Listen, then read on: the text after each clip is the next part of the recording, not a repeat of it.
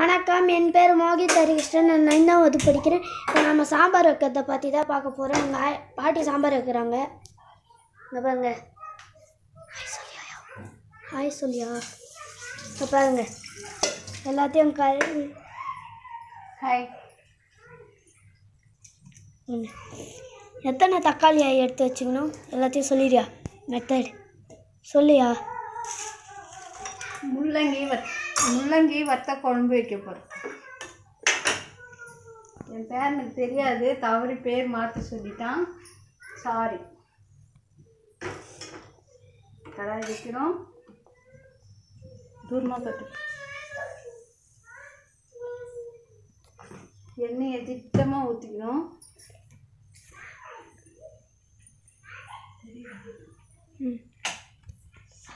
சாய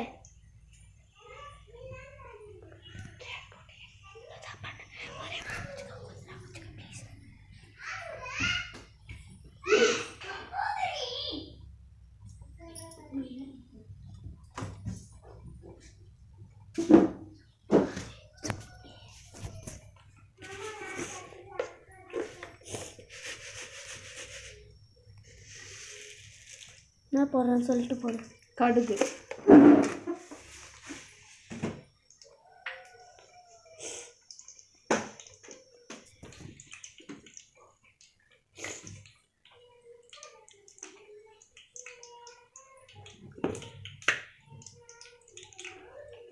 என்ன ஃப்ளேமில் வச்சுக்கணும் எல்லாம் சொல்லி. எண்ணெய் நல்லா காயணும். முன்னாடி வந்து சொல்லியா? ஏன் பயந்து நிற்கிறேன்? என்ன போடுறது? ஜீரகம் எத்தனை ஸ்பூன் சொல்லு? சும்மா கொஞ்சம். ஓ ஓ ஓ ஓ ஸ்பூனால் அளவிடியா? இப்போ நம்ம சேர்த்து நம்ம செய்கிறது வந்து நாட்டுப்புற குழம்பு, தெரியுதா? நம்ம எல்லாம் கை பக்குவம் தான், ஓகேவா? வெந்தயம் கொஞ்சம். வாங்க, அங்கே எல்லாம் பொரிஞ்சு வருது மேலே.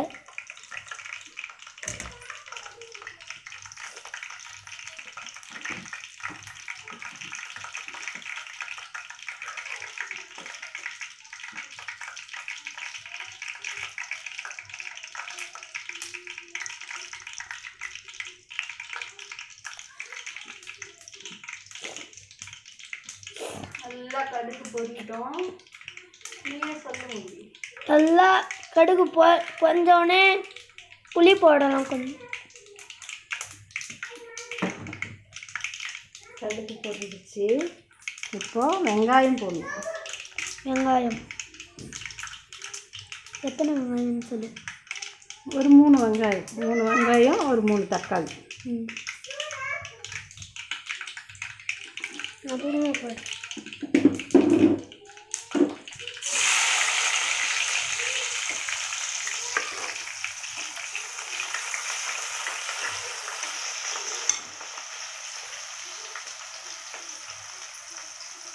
வெடிச்சு நல்லா பெருதா ஃபோனில் லைட் வச்சுக்கோ.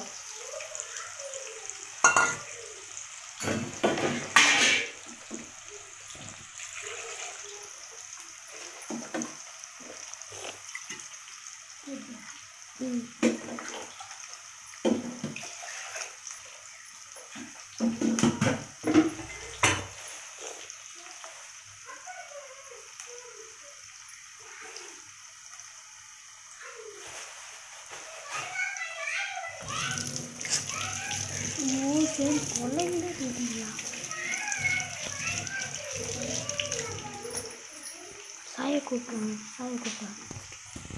கொஞ்சம் கருவேப்பிலை,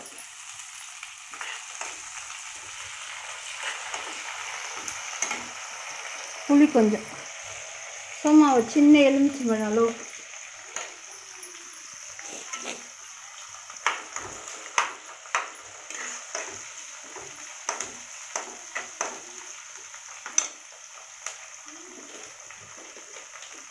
வெங்காயம் சீக்கிரம் வதங்கிறதுக்கு கொஞ்சம் சால்ட், கொஞ்சம் சால்ட். அது உங்களுக்கு ஏற்ற மாதிரி போட்டுக்கோங்க. அது உங்களுக்கு ஏற்ற மாதிரி போட்டுக்கோங்க. சால்ட் தேவை.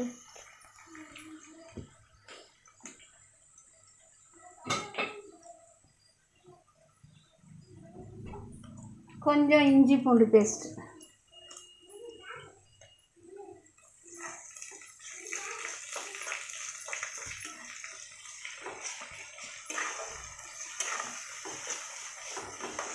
இது வந்து நான் வீட்டுக்கு வைக்கிறத பார்த்து என் பேரன் வந்து எடுக்க வந்திருக்கிறான். நான் அவங்களுக்குன்னு எதுவும் தனியாக செய்யலை, அப்படியே இயற்கையாக செய்கிறத எடுக்கிறான். நான் அவங்க அலங்காரப்படுத்தி இப்படி அப்படி அதெல்லாம் செய்யலை. நம்ம வீட்டில் எப்படி செய்வோமோ அதே தான். செஞ்சு பாருங்கள், சாப்பிட்டு பாருங்கள், டேஸ்ட்டு நல்லாயிருக்கும்.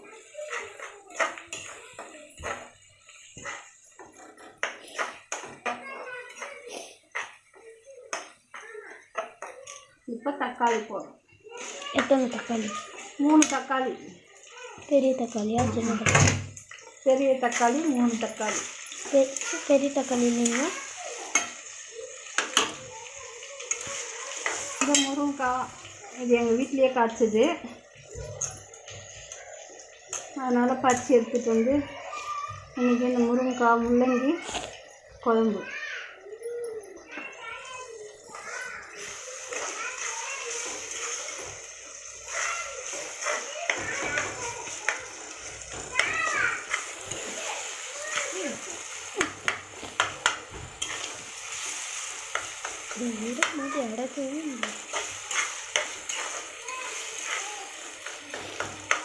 இந்த மாதிரி எல்லாம் அமுத்தி விட்டுக்கோங்க.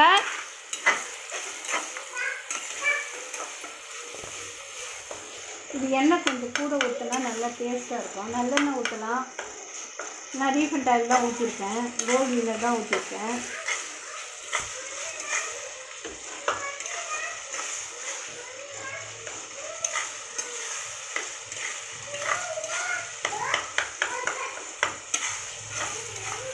நாங்கள் 2 பேருக்குமே சம்மதி வாங்கிட்டு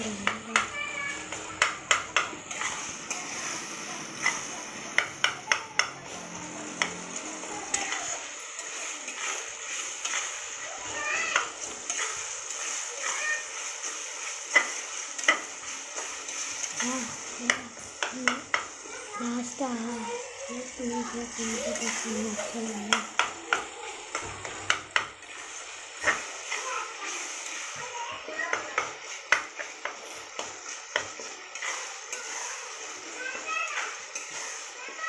நல்லா வதங்கட்டும்.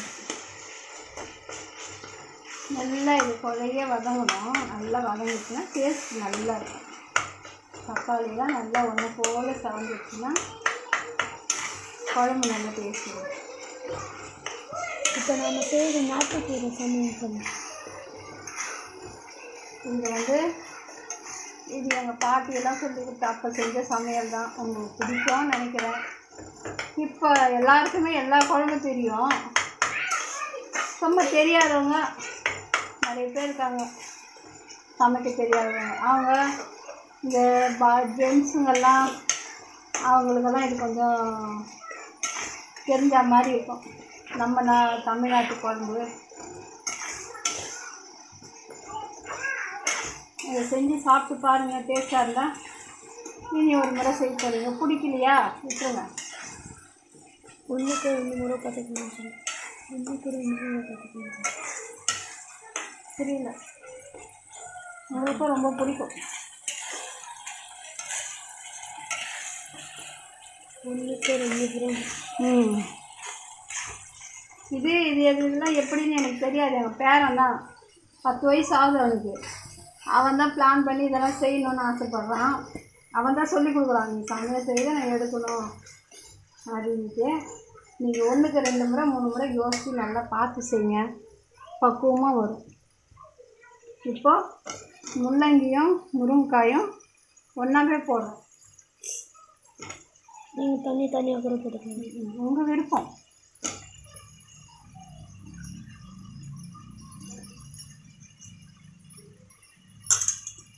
நல்லா சுத்தமாக கழுவிக்கணும் எல்லாம். இது நல்லா ஒரு பரட்டி அது கொஞ்சம் வதங்கிச்சுன்னா அதோடைய டேஸ்ட் இன்னும் நல்லாயிருக்கும். நீங்கள் இதோட பூண்டு நிறைய உரித்து தட்டி போடலாம்.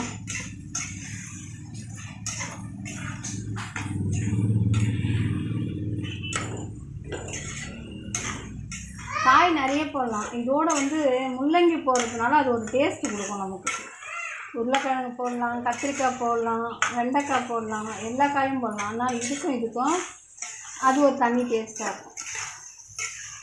இது முள்ளங்கி இதை தான் போட்டு செய்யணும், சாம்பார் தான் செய்யணும், கூட்டு தான் செய்யணும் அப்படின்னு நிறைய பேர் இது பண்ணுறீங்க.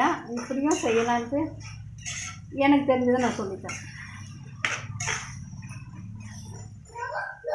சரிங்களா? இது வதங்குது. அதுக்குள்ளே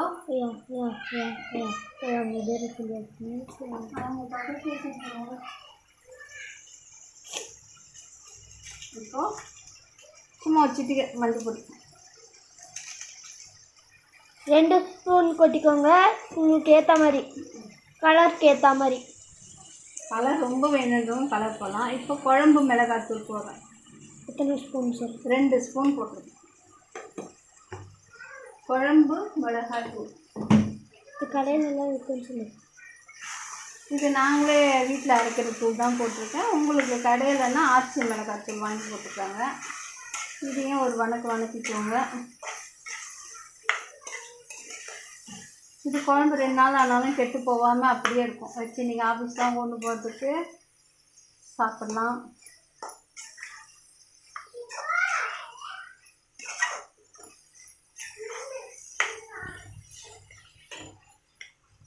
ஓகேயா? இப்போ புளி கரைக்கணும். சின்ன எலுமிச்சம்பழம் அளவு புளி கரைச்சிருக்கோம்.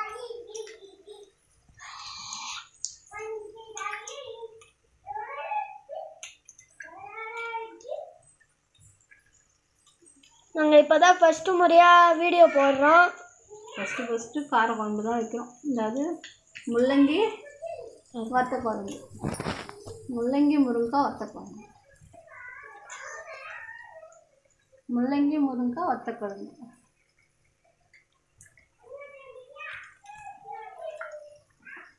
பாருங்கள், சாப்பிடுங்க, டேஸ்ட் செஞ்சுட்டு நீங்களே சொல்லுங்கள். புளியை நல்லா கரைச்சி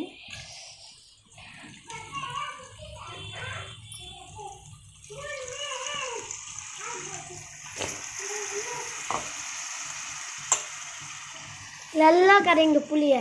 மிச்சம் இருக்கிற புளியை கூட நல்லா கரைச்சி ஊற்றுங்க. அப்போ தான் குழம்பு டேஸ்ட்டாக இருக்கும்.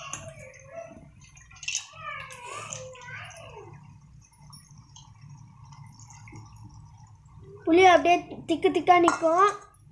அதை கொஞ்சம் வடிகட்டி போட்டுக்கோங்க. தண்ணி உங்களுக்கு தேவையான அளவு ஊற்றிக்கோங்க. குழம்பு உங்களுக்கு எவ்வளோ கட்டியாக சாப்பிட்றவங்களும் இருக்காங்க, குழம்பு கட்டியாக கொஞ்சம் கெட்டியாக வச்சாலும் சாப்பிட்றவங்களும் இருக்காங்க, தண்ணியாக சாப்பிட்றவங்களும் இருக்காங்க. உங்களுக்கு ஏற்ற மாதிரி வச்சுக்கோங்க. இப்போ உப்பு போட்டுருங்க. உப்பு ஏற்றணும், உங்களுக்கு ஏற்ற மாதிரி போட்டுக்கோங்க. உப்பு உங்களுக்கு ஏற்ற மாதிரி போட்டுக்கோங்க. உப்பு கல் உப்பு தான் போடுறேன், உங்களுக்கு ஏற்ற மாதிரி போட்டுக்கோங்க. கல் உப்பு போட்டால் டேஸ்ட்டாக இருக்கும், அதனால் போடுறோம். அப்போ இந்த குழம்பு நல்லா வெந்து சுண்டி வந்துச்சுன்னா அப்புறம் ஒரு டிப்ஸ் இருக்குது சொல்கிறேன், டிப்ஸ் இருக்குது சொல்கிறேன் லாஸ்ட்டாக.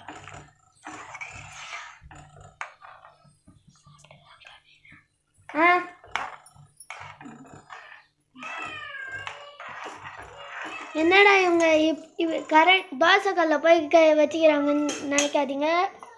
நீங்கள் எந்த கண்டு வேணால் வச்சுக்கலாம். அதெல்லாம் அவங்க பார்க்க மாட்டாங்க. கொஞ்சம் நிறுத்தி வச்சுக்கும் போது அப்புறமா இது குழம்பு கொதிச்ச உடனே தான் ஃபுல்லாக கப்பாங்க.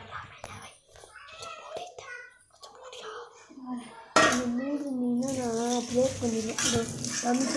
ஸ்டார்ட்லேருந்து குழம்பு கொதிச்சு வர வரைக்கும் நம்ம வெயிட் பண்ணுவோம். மூடி போட்டு மூடிடலாம். கொஞ்ச நேரம்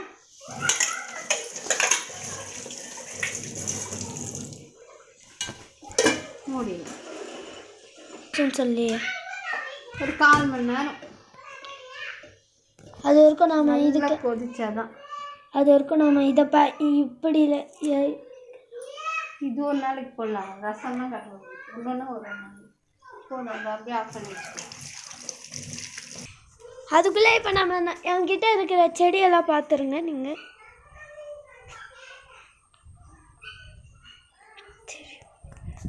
அங்கே குழம்பு வெந்து போயிடுச்சு. இப்போ எடுக்கலாம். குழம்பு ரெடி ஆயிடுச்சு. எடுத்து பார்த்துடலாமா? பாருங்க. லைட்டாக கருவேப்பிலை போட்டு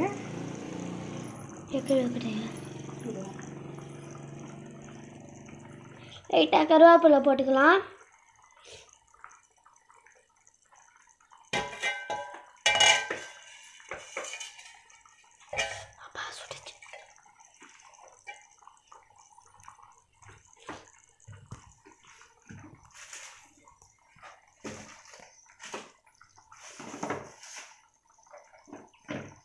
பாருங்க கொதிக்குது பாருங்க.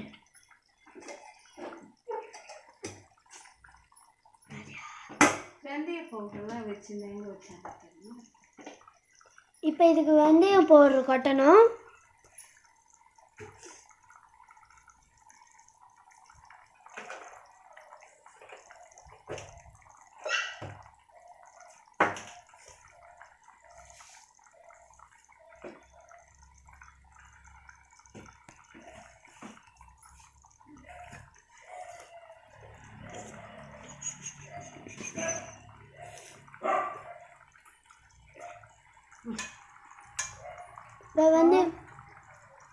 வெந்தய பவுடர் லைட்டாக வெந்தயம் ஜீரகம் வறுத்து பொடி பண்ணி வச்சுருக்கிறது போட்டோம்னா இந்த குழம்புக்கு அதிகமான டேஸ்ட் நல்லா கொடுக்கும். இந்த மாதிரி ஸ்டோரேஜ் பண்ணி வச்சுக்கலாம். நீங்கள் கூட எத்தனை ஸ்பூனியா? சும்மா ஒரு சிட்டிக்கே போட்டால் போதுமா? ஏதோ ஆப்ஷன் சொன்னீங்க. அதான் ஆப்ஷன் சொன்னா சொல்லு. இதுதான் இந்த காய்கறிக்கு இந்த குழம்புக்கு இந்த பவுட்ரு கொஞ்சம் போட்டோம்னா நல்ல டேஸ்ட்டு கொடுக்கும். இப்போ மூடி வச்சிடலாம். இப்போ ஆஃப் பண்ணிக்கலாம். ஸ்டவ் ஆஃப் பண்ணிக்கலாம். சிம்மில் வச்சு நல்லா கொதிக்க விட்டு இது குழம்பு நீங்கள் எதுக்கு வேணாலும் ஊற்றி சாப்பிட்லாம். இட்லி, தோசை, சப்பாத்தி, சாதத்துக்கு ரொம்ப டேஸ்ட்டாக நல்லாயிருக்கும். அப்பளம் கூட ஒரு அப்பளம் பொரிச்சு வச்சுக்கிட்டா ரொம்ப நல்லாயிருக்கும். ஆஃப் பண்ணிக்கலாம். வீடியோ முடிஞ்சது. லைக் பண்ணுங்கள், ஷேர் பண்ணுங்கள், சப்ஸ்கிரைப் பண்ணுங்கள். உங்களுக்கு பிடிச்சவங்களுக்கு சொல்லுங்கள். ஒரு முறைக்கு 2 முறை பார்த்து செய்ய கற்றுக்கோங்க. தெரியாதவங்களுக்கு சொல்ல, தெரிஞ்சவங்க இதை விட நல்லா சமைப்பீங்க. நான் இல்லைன்னு சொல்லலை. ஆனால் இதை தெரிஞ்சவங்க பார்த்து கொஞ்சம் பொறுமையாக கற்றுக்கோங்க. நல்லா செய்யும். வணக்கம்.